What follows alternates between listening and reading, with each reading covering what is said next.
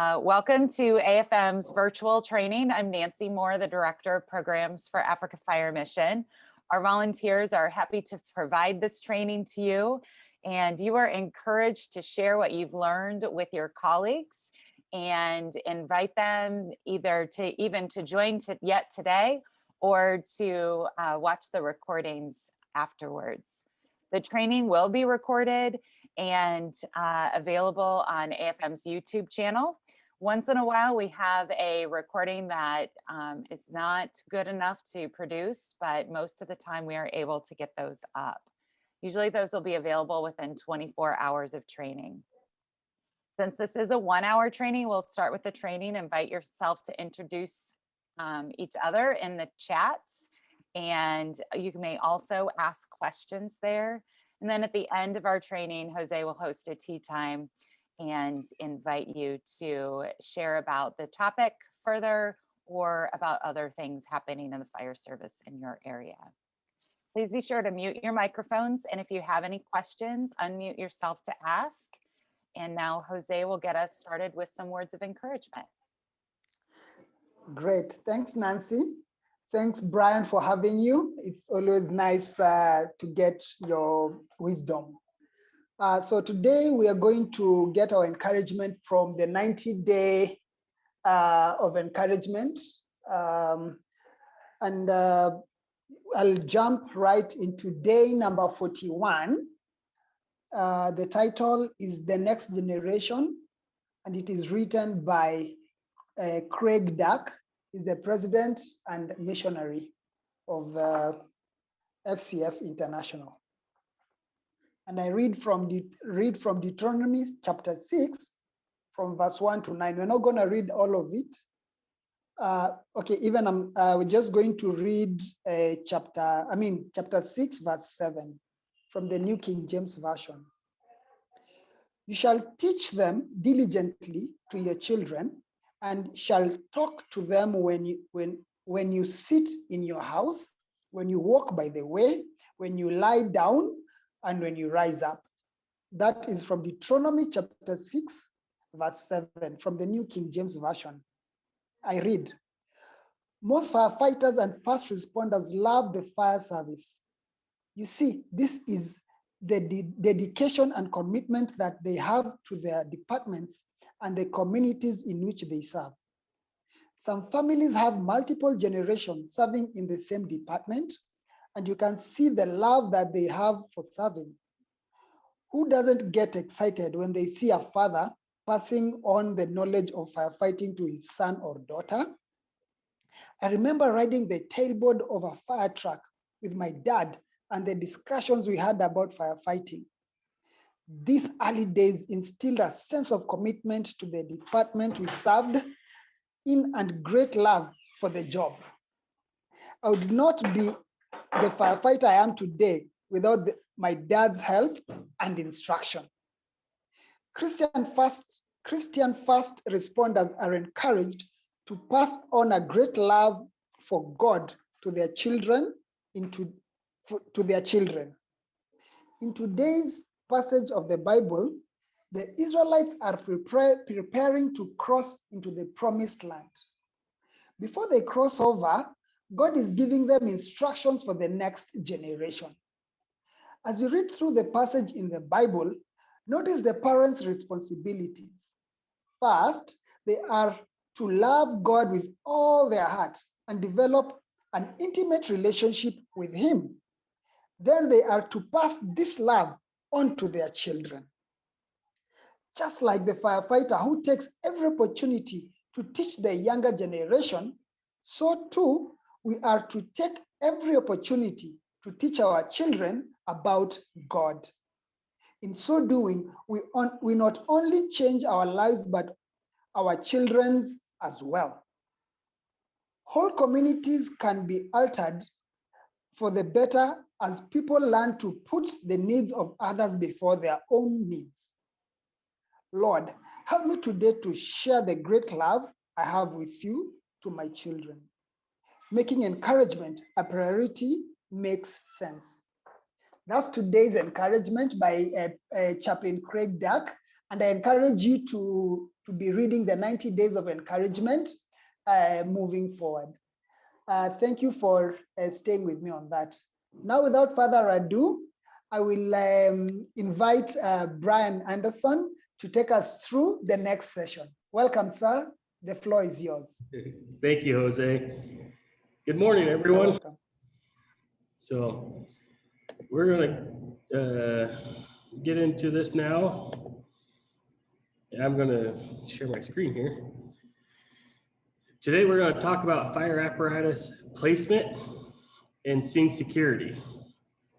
My name is Brian Andersen. I'm a firefighter for Velva Fire and Rescue in North Dakota in the United States.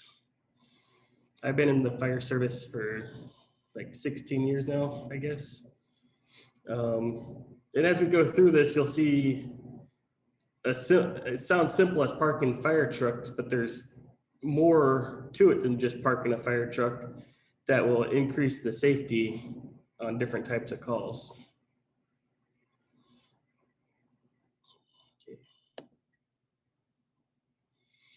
Okay. So this is our case study today. It happened in Shelby, Iowa. That firefighter in the picture is Mike Collins. And September 18th of 2011, there was a car accident on one of the highways, and Mike took the second truck to the scene. As Mike was sitting up, getting ready to do work, he was struck and killed by another passing motorist. This case study is very important to me because I was Mike's fire chief at the time, and Mike was a really good friend. Actually, he was coming over to my house later that night to help me with some wiring. Not saying Mike did anything wrong. What we did though at the time is just what we've always done. We did a certain thing a certain way every time. We never questioned why we did it or if it was the right thing to do or if there was a better way of doing it. So that brings us to the pride in the fire service. We need to be realizing, why do we do things a certain way? Even as little things as parking a fire truck. Is it just a habit? Or do we do it with intention? Because every decision we make, no matter how small, will impact how we grow in the fire service, and it'll impact the efficiency we have on that one call. So as we go through the slides here, just remember to have pride in your fire department. Be the one that speaks up. Be the one that advocates for changing your policies to better fit certain scenarios. You'll see at the end, we're going to do a little training scenario or a little activity. And you'll see that there's no right answer. So it's hard to put it into policy, but you need to have a policy that is in place. That policy just needs to be flexible to the officer on scene to make those decisions. So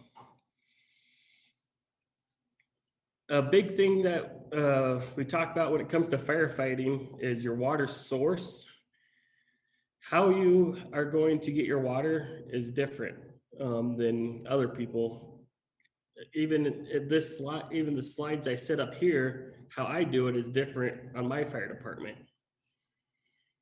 So we'll talk about water sources. What is the driver and operator's responsibilities with hose lays?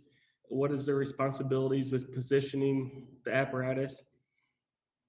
Basically, you'll see that the driver and the operator, this is their baby. They need to make sure that that fire truck is operating 100% and that they're doing what they can do to be the most efficient on the fire scene. You know, it's just like the guy that hooks up the water to the fire hydrant, you know, that's his job. The driver's operator job is to make sure this fire truck is in the best possible spot to give his crew the chance they need at beating this fire. We'll also talk about, this is not limited just to fires. If you go to car accidents, how you park your fire truck is important. Any emergency, a power line that had gone down or anything, your fire truck is a tool. It's not just something that gets you to the scene. We'll also talk about standpipes and sprinklers a little bit, and a little bit about pumping, but this is not a pump operations class. So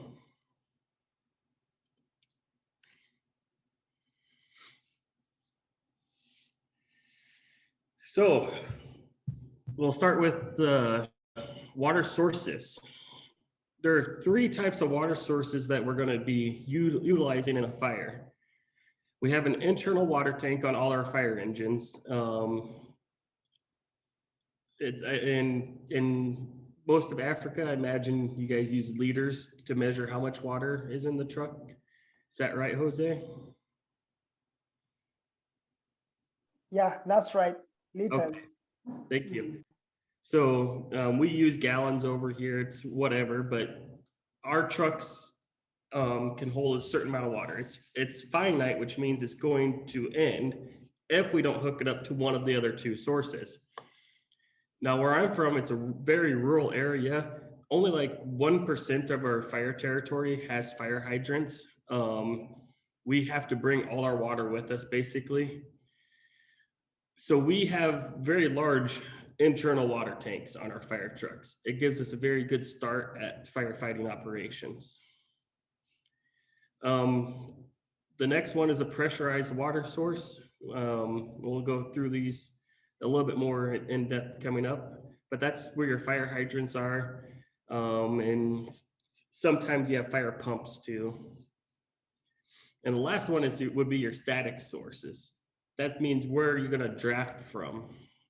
And depending on what source you're going to use is going to help you position your fire truck to your advantage. So like I said, the internal water tank is on your fire trucks. It's a limited amount of water based when you're building fire trucks or buying fire trucks or trying to look at what fire truck would fit your department's needs. You kind of have to assess what your water solution is to determine how big of a tank you need. Like I said, we have very large tanks because we don't have fire hydrants, but in city firefighting operations, Minot, North Dakota is the closest city to us. They have fire hydrants at 100% of their area. So they have very small water tanks. They just hook up to the fire hydrant right away. A pressurized water source. This is a typical wet barrel fire hydrant that we have in North Dakota. How this works is the pipe work is underground, like in our case, it's like 10 to 12 feet underground. And there's water flowing through those pipes. And then there's a valve that goes down 10 or 12 feet and it shuts the water off down there. And that prevents the water from freezing in the wintertime. How it gets its pressure is from water towers and from pump stations. The elevation of the water tower gives it its pressure because it gains pressure as it's coming down the water tower.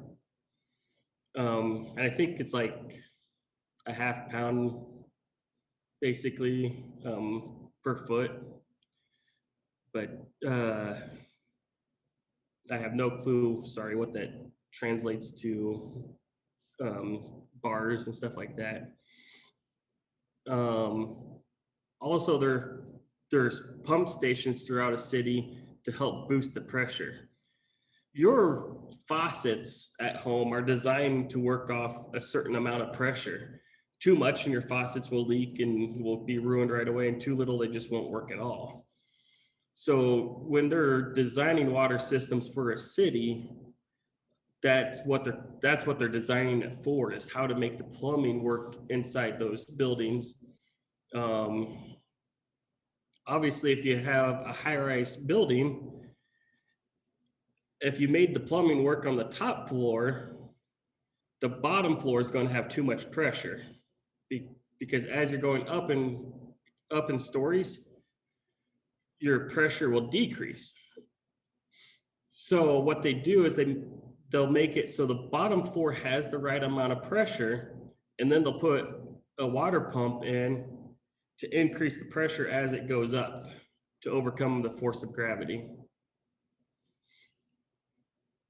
Normally with those ones, you can park fairly close to the water source.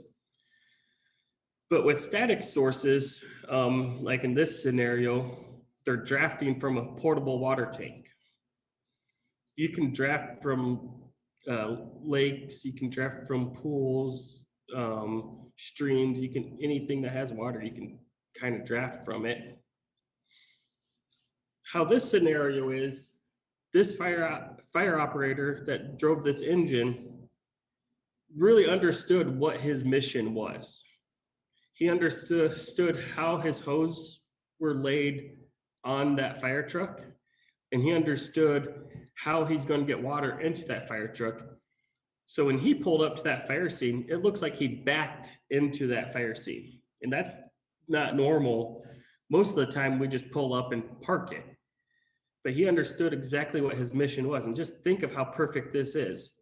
Because there's going to be big water tender trucks that are driving around, and they're going to be filling this pool up, or this porta tank. That movement of those large trucks is very dangerous to the fire service personnel because they're very hard to see, they're hard to stop, etc. But a majority of the fire service personnel working this fire incident are going to be on the back side of this fire engine, away from that danger. So he used that fire truck to protect the firefighters. When they come to that fire truck to get an axe, to get another hose, whatever, they don't have to go into the danger zone of the other fire trucks moving. So he did a very good job at knowing exactly where and how to set this fire truck up. And it came down to practice, I'm sure, and experience. He didn't do that his first try, I'm sure. And that's going back to the pride in your fire service, is do these scenarios. We're going to do a very basic scenario at the end of this. It'll only take a couple minutes. You guys could do that over lunch or tea or whatever, just with your crew. Just Google search image of a fireground and say, hey, this is what we got. How are we going to respond to it? You have to use hard suction hoses. Like I said, I don't want to get this into a pump operating class necessarily, but when you're drawing water from a static source, it creates a vacuum. If you use the soft hoses, they collapse on you, and you won't be able to draw the water through because of that vacuum.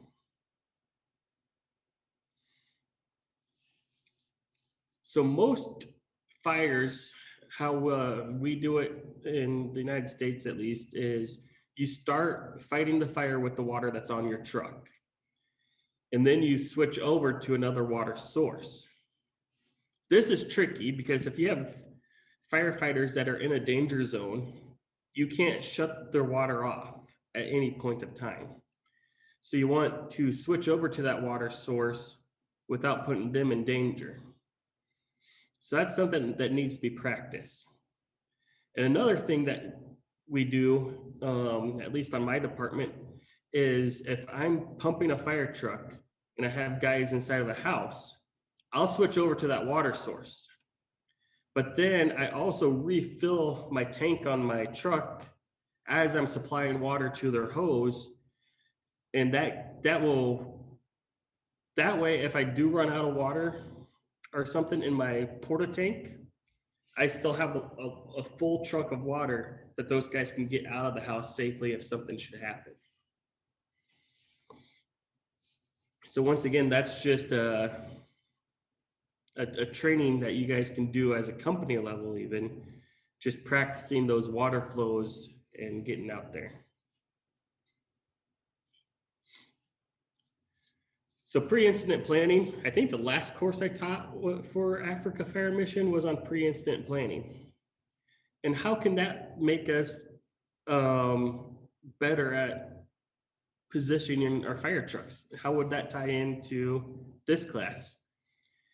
Well, if you're doing your pre-incident planning, you're going to be noticing locations where you can't set up a ladder truck because of power lines or whatever. You're going to notice locations or roads that are too narrow to fit your trucks down, and issues like that. So as you're doing your pre-incident planning, you're going to understand that you need to approach from the north instead of the south.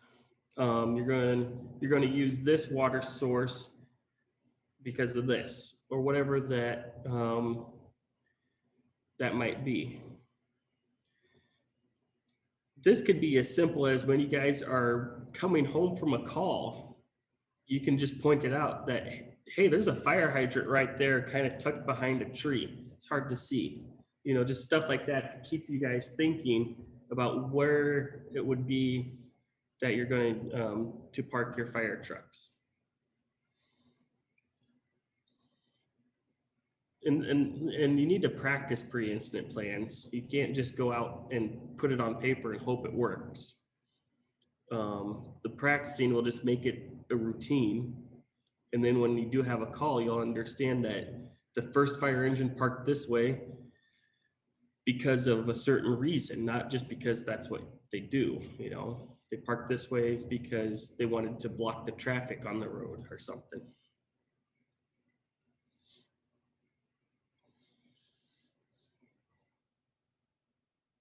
So when you get to a fire scene,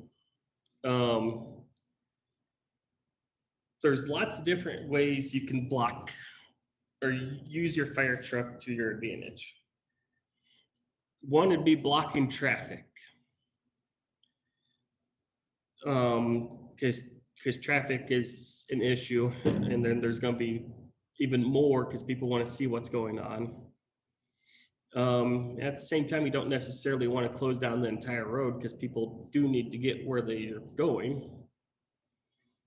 You also need to make a safe area for first responders. We call this the shadow area. Like I was talking about a few slides ago, I'll go back to it. A shadow area is a spot where it's safe for first responders to be and not have to worry about vehicle traffic. So the shadow area on this fire engine would be to the rear of that fire engine. Now your pump operator is going to be standing beside that fire truck. It's a safer area, but it's not 100% safe from vehicle traffic. So we call that a shadow area. So when you're approaching the scene, you need to determine what is the best place to literally park that fire truck. Because when you park that fire truck and make it safe, you don't want to have to move it. That will take a lot of time to reposition. You take several minutes to tear the equipment down, reposition the truck, and then set it back up. And in an emergency, we don't have those minutes. So the first time is the best time. Turn your wheels to the curb or turn your wheels away from the scene. What happens there is if someone does hit that fire truck with their vehicle, it deflects the fire truck away, not to the scene. Turn off unnecessary emergency lights. A lot of these emergency lights are really blinding at night. You have to have something, that way they see you, obviously. But when you have 3 or 4 vehicles there and they all have all their emergency lights on, it gets to be kind of chaotic. It just adds to the chaos and the stress level and So just dimming down some stuff will help a lot. Place the apparatus in neutral or park, depending on the design, and set the parking brake. My department I'm on, we have 7 fire trucks, and they all kind of have a little different way of putting it in park so it's safe. That just comes down to driver operator training. A driver should really be in his truck every day, moving it around, seeing how things work, just doing his morning checks or whatever. So that driver, he or she should know how to set that truck. But when we get excited, we kind of forget to do little steps. You know, we might set the brake, but it might be in drive still. Luckily, our newer trucks, if you set the brake and it's still in drive, it will default to neutral, so you can't move. But we want to be sure that you're doing it right, that we're controlling our adrenaline, and that we're taking the time we need to do it safely.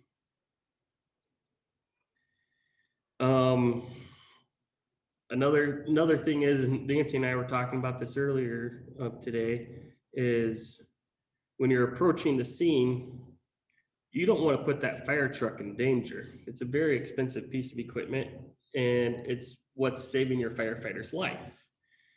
Your firefighters rely on that water. So we don't want to put that fire truck where it's exposed to a lot of smoke. We don't want to put that fire truck anywhere where it's exposed to flames. If we're at a wildland fire, put that fire truck in an area that has already been burnt and it won't reburn. If you're at a hazardous materials incident, you don't want to expose that fire truck to hazardous materials. You know, if you're at a fuel leak, you don't want to park the fire truck downhill, because that fuel will leak right to your fire truck, and then your fire truck's been exposed to hazardous materials. So when you exit the truck, chalking your wheels are so important. That's why it has its own slide, is chalking the wheels. It's like your personal protective equipment for the fire truck. Your personal protective equipment is kind of your last line of defense. If everything goes bad, at least you have your helmet to protect your head. And you shouldn't hopefully ever have to use your helmet. As far as it being impact, you should use your helmet every day. But as far as the impact, hopefully it never happens. So your helmet's your last line of defense. Your first line of defense is just don't put yourself in a place where you're going to have tree branches or ceilings falling on you. And that's, like I said, the wheel chocks are your fire truck's defense. If that transmission goes funky, or if the parking brake fails, or whatever the case might be, at least your wheel chock's there to hopefully protect your fire truck from rolling away.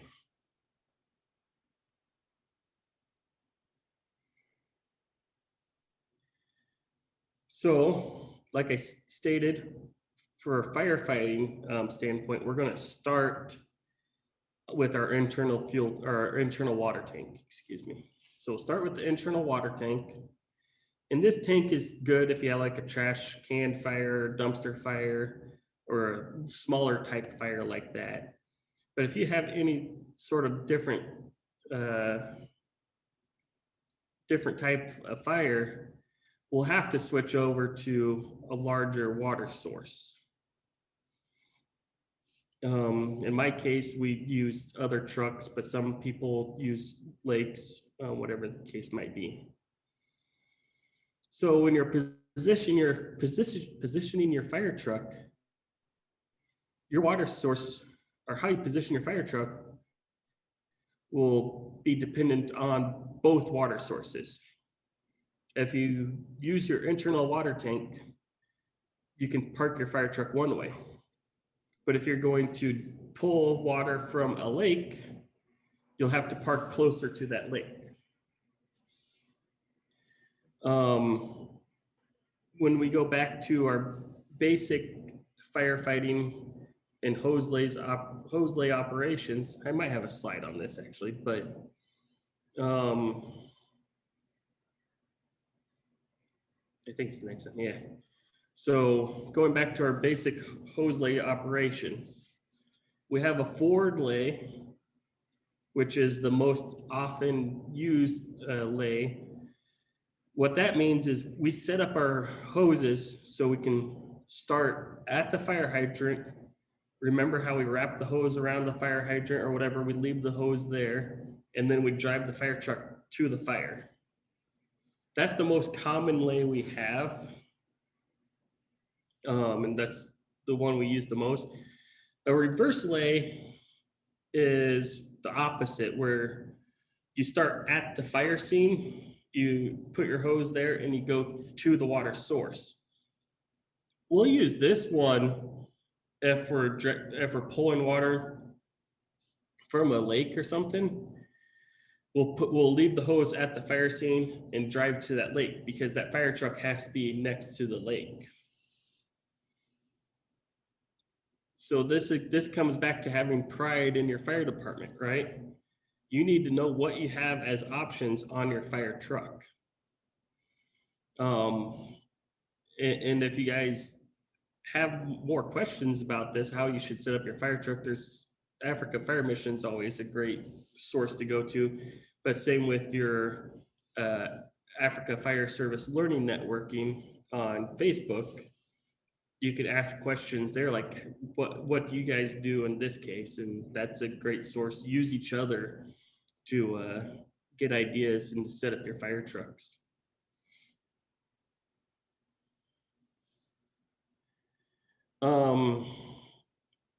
So standpipes and fire department connections. So this is your typical standpipe. What it has is an outlet. In this case, it has an outlet for an 1.5 inch hose and an outlet for a 2.5 inch hose.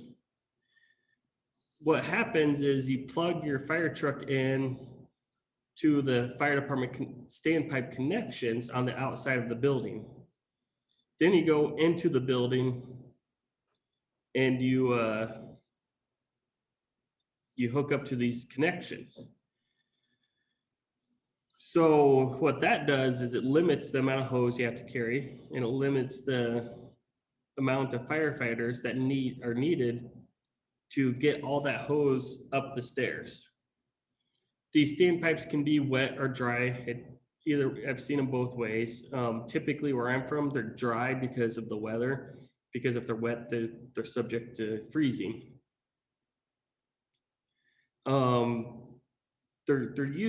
They're used to lessen the burden on the fire crew and to be more efficient. But really the only way you're going to know they're there is if you do a pre-incident plan. Like I said, you have to have this pride in you to go out into your community and find these things. And then on the way to the fire call, you need to be talking to each other and saying, hey, remember we have this option or that option. Your sprinkler systems will have FDCs also. That FDC is designed to like boost the effectiveness of the sprinkler system. That sprinkler system will be hooked up to a water source somewhere along the line for the city's water source usually. Sometimes they're hooked up by fire pumps and by water tanks. So your FDC on a sprinkler system is to boost the effectiveness of that sprinkler system.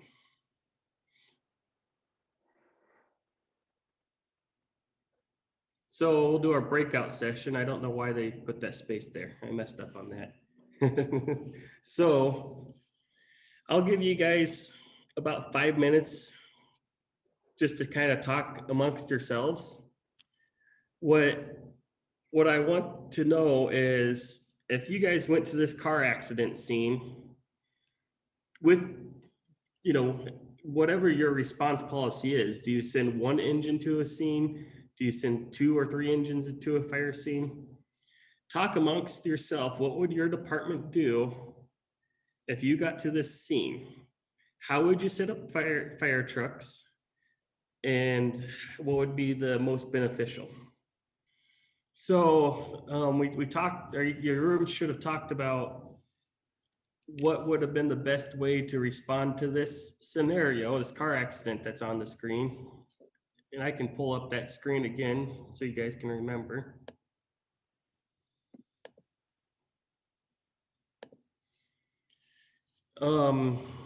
So someone in room number 1, what did you guys discuss?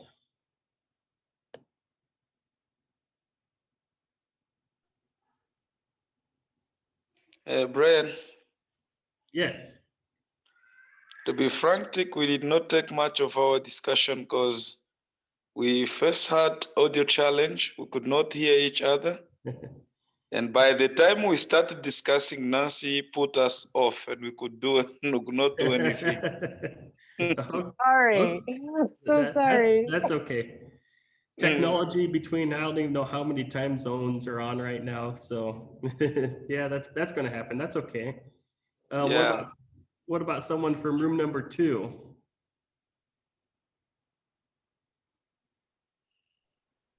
Richard, go ahead. Richard Bishana. Good evening, everyone.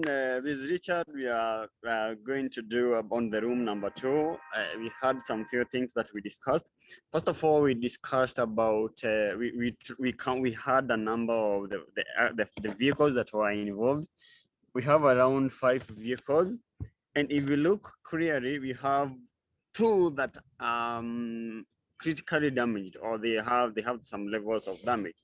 So we decided to have around 3 fire engines, which we called fire engine 1, fire engine 2, and fire engine 3. And all of them, we said engine 1 will be doing extrication. Now it will help on extricating the patient from the engines, from the tracked vehicles. Then fire engine 2, fire engine 1 will have to park on the warm zone. If you look at the things that are there, I need to put some charge on my laptop. That's why I've gone indoors. So if you look at them, they have we have around a warm zone and a cold zone and the hot zone. So engine 1, which is doing extrication, will be at the warm zone. Engine 2, which will be on standby as in case of any fire, it will park at some point at the cold zone. Then we'll have engine 3 that will park at the cold zone, now ready to receive the patients from the victims from engine 1, which is doing extractions. And all of them, they will have a way, like they will park on the warm zone. Most of them will be on the warm zone, except engine 3 that will be on the cold zone, where there is no effect so much, and then they will be able to coordinate. Very good. Thank you, Richard. Then also room number 3, would you have anything to add to him?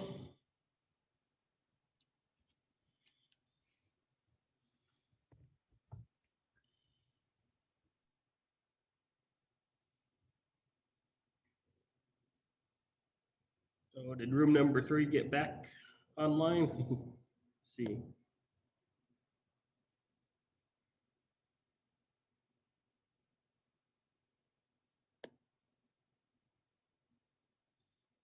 Oh, it looks like they're on the phone. So I jumped in on room number 3, so I can look like he was on the phone just now, so he has a phone call. That's okay. What room number 3 was mentioning is we have to watch out for fuel leaks. There's a good chance that there's going to be some sort of extrication. There's a good chance there's going to be some hazmat with the fuel or the battery acid, something like that. So he said, just kind of, they said what Richard said basically, but they also said there's going to be hazmat to worry about was about the only thing I think he would want to add on to that. So what are some other clues we can take from this picture? We have a clue that says bus stop. So we need to figure out, is that a bus stop like city buses? Or is that are we next to a school zone or issues like that? More than likely, if there's going to be a fire, we won't have to worry about a water source because there's no fire right now. So if a fire does break out, we should be able to put it out with the fire extinguisher from our truck or the water we have on our truck. What we do on my fire department is we always have a fire extinguisher right next to the cars. So we'd bring a fire extinguisher and we put it next to the cars where we're extricating patients from. And then if a fire breaks out, we just knock it down real quick and it's not a big deal at all. If you're having 3 fire engines, that would be ideal. I would approach from different avenues. I would put a fire engine here in front of this bus stop. I'd put a fire engine on this north intersection and a fire engine on the other side of the street, where, like by this blue car. Some things you have to think about when you're the driver operator, going back to learning how to park these fire trucks safely, is we have to get these fire trucks to the scene safely. As you're pulling up to these scenes, you don't want to be driving full speed. Because if someone got ejected from this car, that car can be in a completely different position than the body. And we don't want to run over anyone. So we're going to start slowing our fire trucks down before we get to the scene. And that's on every scene. And we don't want to run over people. We don't want to run over other firefighters. Also, when we get to the scene, there's going to be evidence. And your law enforcement friends are not going to be happy with you for running over all their evidence. So if we're going to bring 3 fire trucks to the scene, I would just block off every road going to that intersection, because you're not going to want cars driving down there. There's too much debris on the road. You know, it's going to ruin the cars. It hurt your fire trucks if you drove over that metal. So we're going to be worried about evidence. We're going to be worried about people that had been ejected because they weren't wearing their seatbelts. With this bus stop here, we're going to be worried about pedestrians that were close by that might have got hit. And then we also have to figure out where are we going to park our fire trucks that would make the ambulance crews safe, because they're going to be coming in and doing their patient care. And we're going to be extricating the patient, like Richard said, and handing them off, but they don't have a piece of equipment designed to keep them safe. So this is a very simple company drill that you guys can do over lunch. You guys can do over tea. You guys can go do a Google search on any of this. And if you just go up to Google now and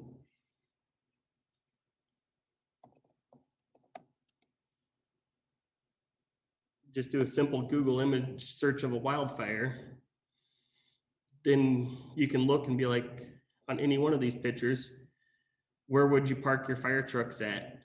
You know, like on this picture here. What would be a safe area? What are your hazards? Where are you going to get your water? You know, it's just a very, very simple way of well, went back too many. That's okay. I was on the last slide anyways, but it's a very simple way of doing a company level drill that's very effective. Let me go back to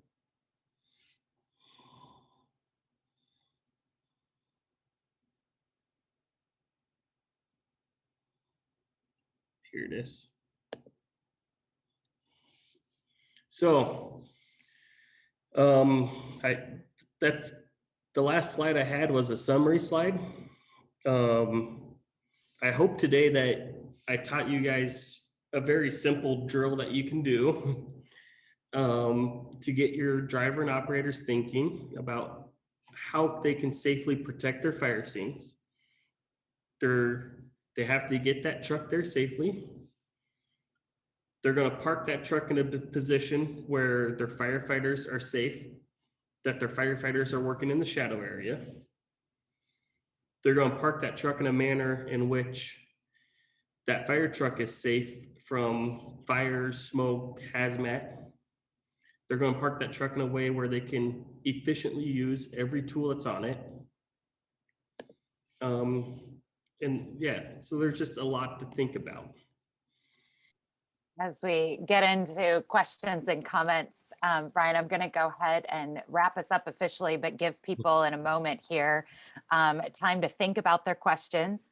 I just want to thank everybody. Thank you, Brian, for a great training today. And just want to encourage you all. And I'm seeing more and more of this happening in Kenya, especially, and also in Zambia. Do these company drills. Think about every day, what is it that you need to learn, or that you want to practice, or that you want to stretch yourself with. Nancy, sorry to interrupt, but if you can put those company drills on the Africa Fire Service networking, it's awesome seeing that, because then it gives other people motivation and ideas on doing company drills too. So absolutely, we just highly encourage you to do that. I see them even on the WhatsApp groups, and so keep doing that. Keep sharing the positive with each other, and keep growing. We will be posting the recording today on our YouTube channel and also on our website, so you'll have a link to the presentation from today. Next week, we will be talking about hose operations and how to just continuing to effectively grow that skill. If you know other firefighters that should be registering for this training, please encourage them to attend. Encourage them to attend with you, and share the knowledge together so you can grow together. So thank you, everyone. Thanks, Brian, and we'll open it up to questions.